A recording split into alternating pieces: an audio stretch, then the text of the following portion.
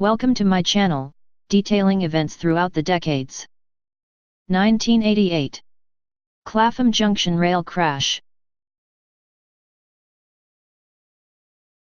On December 12 at 7:18 in the morning, during rush hour, a crowded train from Basingstoke to London's Waterloo was heading towards Clapham Junction, when the driver saw the signal ahead of him change from green to red. Unable to stop at the signal in time, he stopped the train at the next signal and reported what had happened to the signal box by telephone. He was then informed that nothing was wrong with the signal. Shortly after 8:10, the 6:30 train from Bournemouth collided with the Basingstoke train. A third train, which at the time was carrying no passengers, was passing on the adjacent line heading in the other direction, unable to stop in time, collided with the wreckage. The driver of a fourth train, coasting with no traction current, saw the other trains and managed to come to a stop behind the wreckage, and the signal that should have protected them was showing a yellow proceed with caution light, not a red stop light, which it should have been. It was estimated that around 1,500 passengers were on the three trains at the time of the collision. 35 people died, and 69 were seriously injured in the collision. Another 415 passengers sustained minor injuries.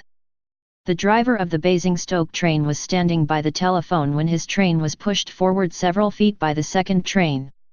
He quickly spoke to the signalman, informing him of the collision and asking him to call the emergency services. The signalman quickly switched all signals that he could to danger, and signaled to the adjacent signal boxes he had an obstruction on the line. However, he didn't have any control over automatic signals, and was not able to stop the fourth train which headed towards the crash site. The signalman contacted Clapham Junction station manager, and asked him to call the emergency services. The accident had tripped the high-voltage feed to the traction current.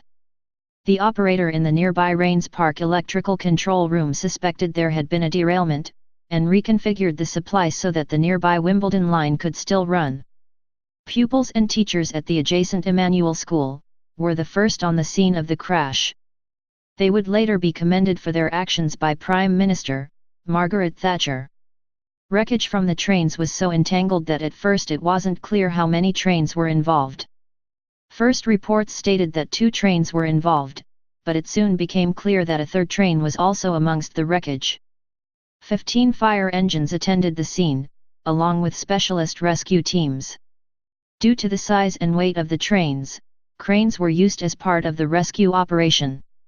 Rescue efforts were hampered because the railway was in a cutting, with a metal fence at the top, and a wall at the bottom of a wooded slope.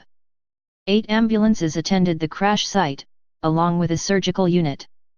Those passengers with the most severe injuries were operated on at the scene.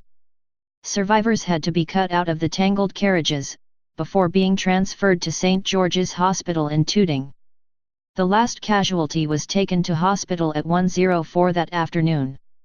The last body to be removed from the wreckage was at 3:45. An initial investigation into the crash revealed that a wiring fault meant that the signal would not show a red danger light when the track circuit in front of the signal was occupied. Work associated with the Waterloo area re-signaling scheme meant that new wiring had been installed.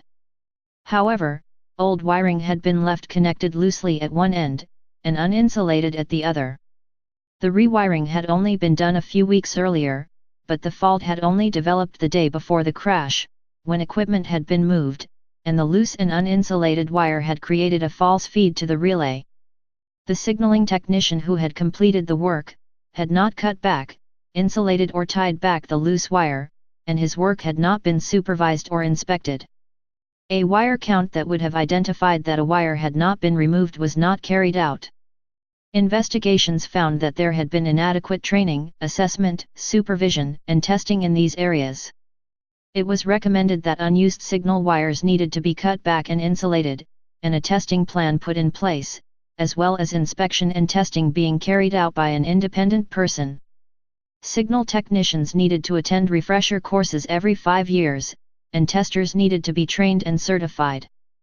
Management was to ensure that no one was working high levels of overtime. Cab radios linking drivers and signal men was also recommended. British Rail was fined £250,000 for breach of the Health and Safety at Work Act. There was frustration that there was no prosecution brought against them for manslaughter. The collision at Clapham Junction was one of the events cited by the Law Commission as reason for a new law on manslaughter, which resulted in the Corporate Manslaughter and Corporate Homicide Act 2007. A memorial marking the location of the crash site is at the top of the cutting above the railway on Spencer Park, Battersea. Forever remembering those who died in the crash that day. May you never be forgotten. Thank you for watching and learning about events throughout history. Please subscribe to my channel to view other events throughout the decades.